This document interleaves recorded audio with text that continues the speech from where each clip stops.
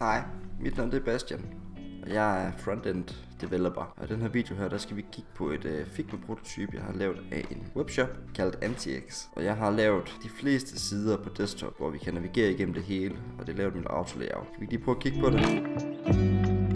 Og nu kommer vi til forsiden. Jeg vil lige starte med at fremvise, hvordan alting det bevæger og føler sig, når vi kigger på prototype, men det er ikke en live hjemmeside. Så det første, vi bliver mødt af her, det er headeren, hvor vi kan vælge at åbne. Og så kan vi finde de forskellige undersider, der passer til de produkter. Så kommer vi til nyheder, hvor vi kan vælge blog, ny kollektion på vej, og så vores SoMe. Og så efterfølgende så kan vi åbne om os, og det kan vi se, det er pænt og flot lavet. Det åbner sig, det gør som det skal. Efterfølgende så kommer vi ned her, hvor vi kan se det store hero-billede. Det er lavet som en slider, så det vil sige, at vi kan se de vigtige nye informationer, det nye tøj, de nye kollektioner, og så ting, man kan have på hver dag. Og så efterfølgende, der kommer vi ned til de mest eftertragtede produkter, hvor vi kan vælge at drag i det, ligesom for at fornemme, hvordan det vil blive lavet, hvis det var til en rigtig hjemmeside. Vi har lavet animationer på hele pivetøjet, frem og tilbage. Vi kan også gøre det den anden vej. Efterfølgende, så bliver vi mødt af anmeldelser for at vinde noget trust ved brugeren, der er inde. Der kan vi se, der slider vi igennem det hele.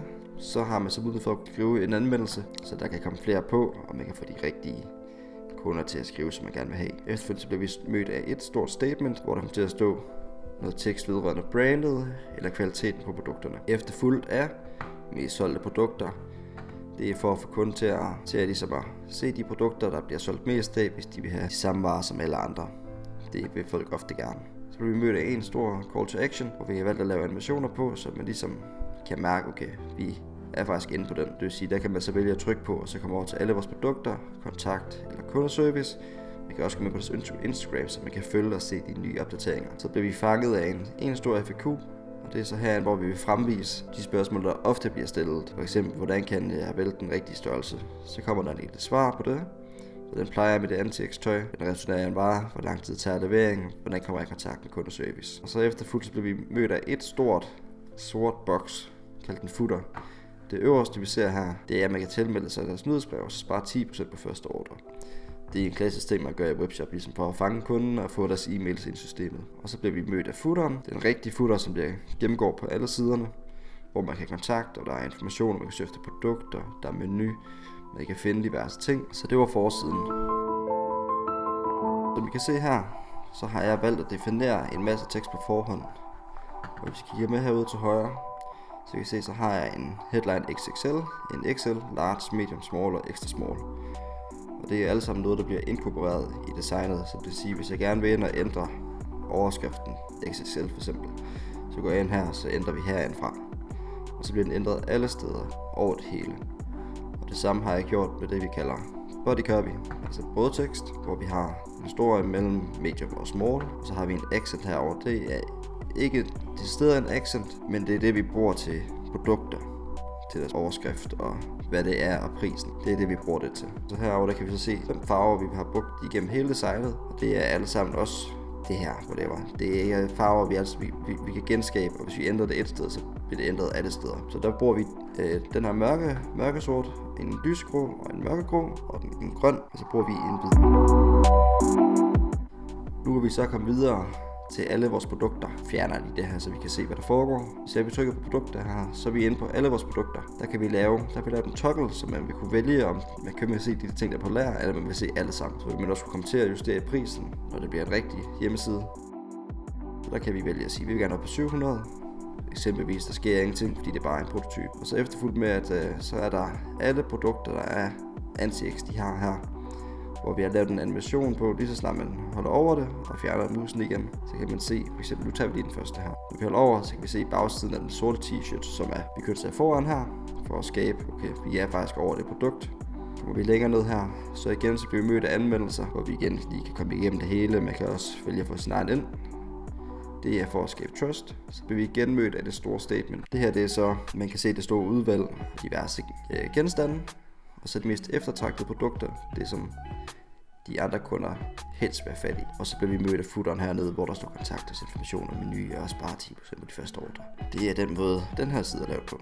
Så går vi videre til hoodies, og ved I hvad, det er med samme opbygning, for at ligesom at skabe noget genskab. Og så kommer vi til t-shirts, det kan vi så se, det er så de produkter, de har flest af. Og zip-ups her, Det er præcis samme layout som det alt andet.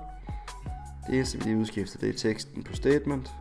Og så billederne for at skabe en lille bitte smule variation. Vi kan se, at de alle sammen lige hænger her. Vi åbner lige previewen, så vi lige kan se, hvad der sker ved siden af. Så her der kan vi se, det her det er forsiden, vi er på igen. Det her det var den store hero, vi lavede, hvor vi kan se, at vi kan vælge at trykke, og vi skifter. Det er lavet på de her 6 billeder, hvor den første her, den bliver mødt. Det lægger vi herned til, hvor at alt det indhold her, det er skjult. Det ligger under billedet, så at sige, at når vi skifter, så får vi animationen her. Vi har lavet den måde med, at når vi klikker på her, så bliver vi sendt herned. Onklik, så går der 300 millisekunder, til vi kommer herned på. Og så omvendt, når vi så skal herop, så går der kun 1 millisekund. Så at sige, at vi får 300 millisekunder ned på det store billede. Efterfulgt af, at vi så rammer der, så går der 1 millisekund, til vi bliver skudt op. Og det er så det, der skaber den her animation her. Og det er det samme, vi har gjort hele vejen rundt. Og så selvfølgelig, så når vi kommer herover, looper vi selvfølgelig tilbage herover til, hvor det billede her, efter et delay på 1 millisekund, det så svinger op på den første her. Så det kører sådan set bare i ring. Efterfølgende så bliver vi mødt af de mest eftertragtede produkter her, hvor vi kan vælge at dragge igennem det hele, bruge pilene frem og tilbage. Det er lavet på, I holder tungen lige i munden, der er latterligt mange streger på det her. Her kan vi se, at det alt sammen de ligger frem og tilbage og rundt og drag, og musen den klikker. Drag, det er bare helt simpelt. Der skal gå 300 millisekunder imellem, og så iser vi ind, når vi skal tilbage. Så hvis vi trykker på tilbagepilen, så vi trykker på fremadpilen, så går der 300 millisekunder, men så iser vi out. For drag, det er samme princip. Is ind, tilbage, 300 millisekunder. Drag fremad, is out, 300 millisekunder. Det er bare det samme, jeg har duplikeret 1 milliard gange, for at få det hele til at passe i den her draggable her. Så efterfølgende så kan I se, så bliver vi mødt af anmeldelser igen. Den måde det er opbygget på, det er samme princip som produktslideren. Pil frem, så klikker vi 300 millisekunder. Pil tilbage, det er vi sendt til variant 5 her nede i bunden. Og ligesom at skabe, vi laver en slider frem og tilbage med. Kommer man op i bunden, så ryger man hele vejen tilbage. Starter ned i bunden, så kan man komme hele vejen op. Det er den ting, det der på statement, den er bare helt statisk og kedelig. Mest solgte produkter, det er præcis den samme som første produktslider. Vi starter bare den her, i stedet for at vi starter på den der. Det er fordi, at der er ikke nok produkter, så det er basically bare på at fremvise, hvad der er muligt at lave i Figma til eksempelvis den NCX's webshop. Der kan selvfølgelig justeres lidt frem og tilbage. Så efterfulgt af de mere solgte produkter, så bliver vi mødt af den her call to action. Det er lavet på en lidt anderledes måde.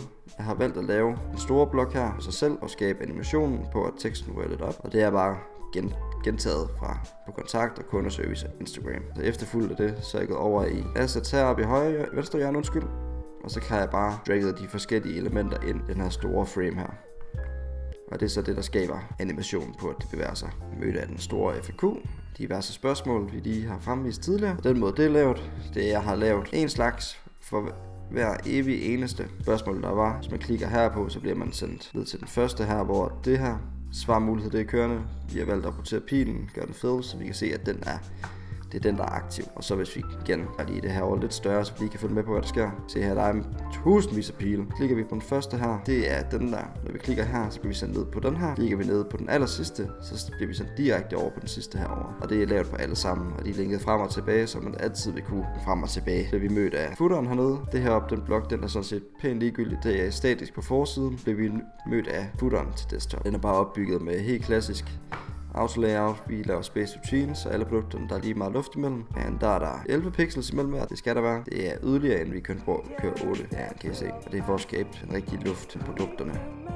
Tak fordi I gad se med i første video den her serie her. Når med videre, så kommer der også, hvor at det hele det bliver lavet til tablet og mobil. Og så kommer jeg til at lave en helt responsiv webshop ud fra forsiden her, hvor vi ligesom kan se det hele.